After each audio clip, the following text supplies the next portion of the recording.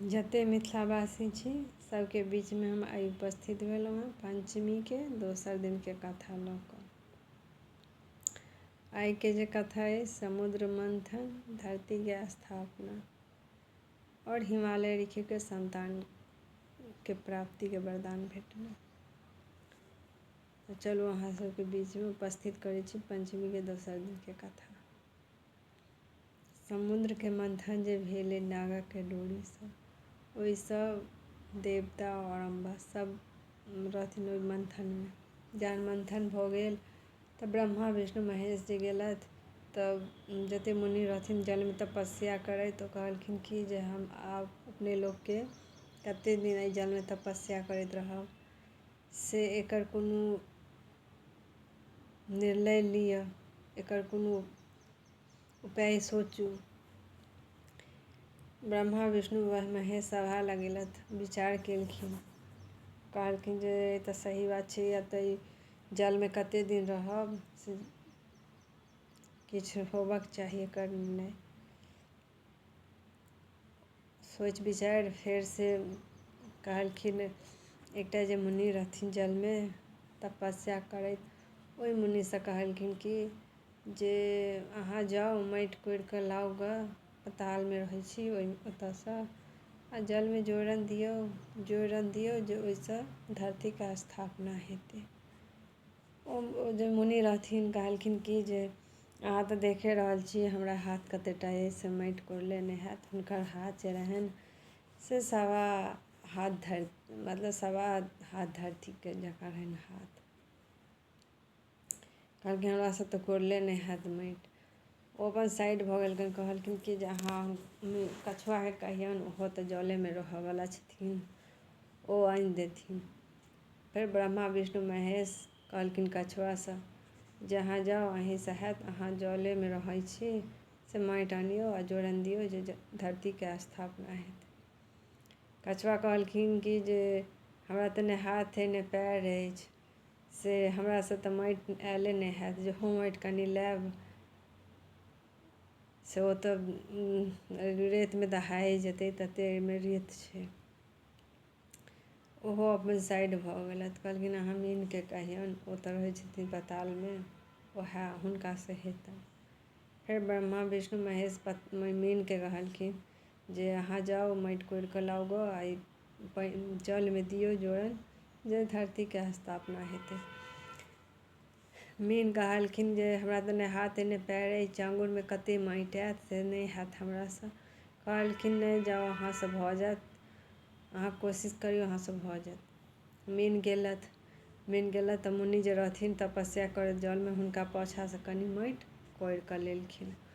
ओ कोड़ि कऽ जे लबैत रहथिन तऽ रस्ते में एतेक ओहि समुद्र में जल में रहै रेत, जो दहा गेलै हुनकर चाँगुर से माटि। फेर मीन गेलथि ओतऽसँ दोबारा दोसर खेपी में माटि लाबऽ लए, तऽ दोसर खेपी में कनि माटि अयलनि। मुनि के काज से कनि काटि कऽ लेलखिन तऽ कनि माटि आयल हुनका चाँगुर में। ओहिसँ जोड़न पड़ल तऽ कनि धरती जे रहै से दलदल उठल। फेर कहलखिन जाउ ऐसे नहि भेल, कनि माटि आओर लाउ ग। तेसर खेपी गेलथि मीन, फेर तेसर खेपी में कनि माटि लेलखिन, तहन जोड़न देलखिन तऽ धरती के स्थापना भऽ गेल। धरती के स्थापना भऽ गेल, ओकर बाद कहलखिन कि जे ब्रह्मा विष्णु महेश जे धरती के तऽ स्थापना भऽ गेल, जाहि पर अगर मनुष्य नहि हैत तऽ कोनो देवता ककरो पूजा के करत, तऽ नहि हैत। से मनुष्य के जन्म होबक चाही। फेर मनुष्य के जन्म भेल। ओकर बाद एक दिन एकटा पोखरी भीड़ पर ब्रह्मा विष्णु महेश तीनू सभा बैसल सभा लगेने रहथि पोखरी भीड़ पर। आ गाँव में कहि देलखिन जे सबसँ पहिले आयत तकरा सबसँ ऊँच पद देल जेतै।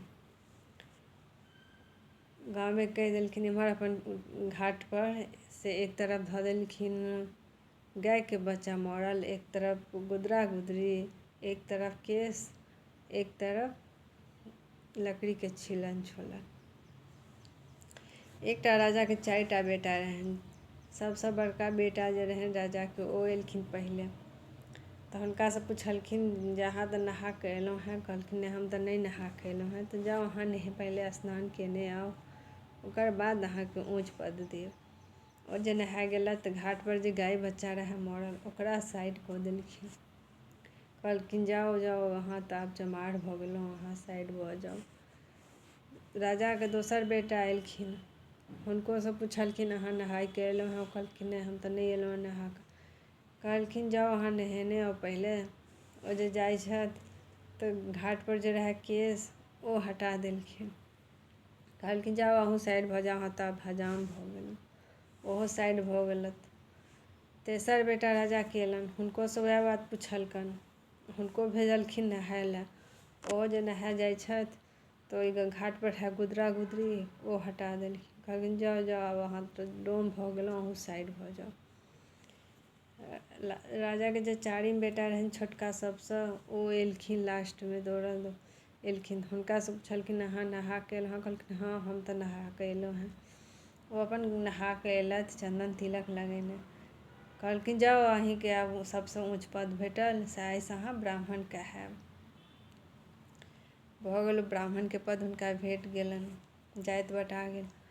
ओकर बाद एक दिन ब्रह्मा विष्णु महेश भऽ गेल। ओतऽसँ ब्रह्मा विष्णु महेश विदा भेलथि। महेश जे रहथि गेलथि हिमालय ऋषिके गाँव। एकटा जोगियाके भेष बदलने हाथमे डमरू लेने गेलथि। जहन गेलखिन हिमालय ऋषिके गाँव तऽ एकटा जो रहनि हिमालय ऋषि जे गाँव जे एलखिन तऽ एकटा बूढ़ी जे रहथिन ओ कहलखिन जे हे जोगी से हिमालय ऋषिके से एतेक दिन बिआहके भऽ गेलै लेकिन कोनो बच्चा हुनका नहि भेलनि हेँ, से ओकरा तू किछु दही जे हुनका बच्चा होइन। महादेव गेलखिन मनायनसँ, कहलखिन मनायन से माँगू की लेब, हम सबके बच्चा दै छियै से माँगू की लेब। 7 सुखके बेटा या 7 सुखके बेटी या 7 दुखके बेटा। कहलखिन मनायन जे हमरा तऽ बूढ़ भऽ गेलहुँ से हमरा 7 सुखके बेटे दिअ।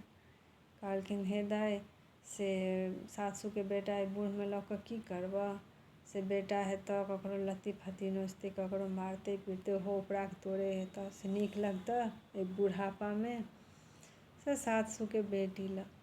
कहलकै ठीक छै अहाँके जे इच्छा 7 सुखके बेटी दिअ। तहन हुनका 7 सुखके बेटीके कहलखिन जाउ अहाँके 7 सुखके बेटी हैत। ततसँ कहि कऽ महादेव अपन विदा भेलथि कैलाश पर्वत।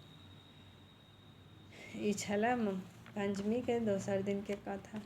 फेर तेसर दिनके कथा लऽ कऽ उपस्थित हैब।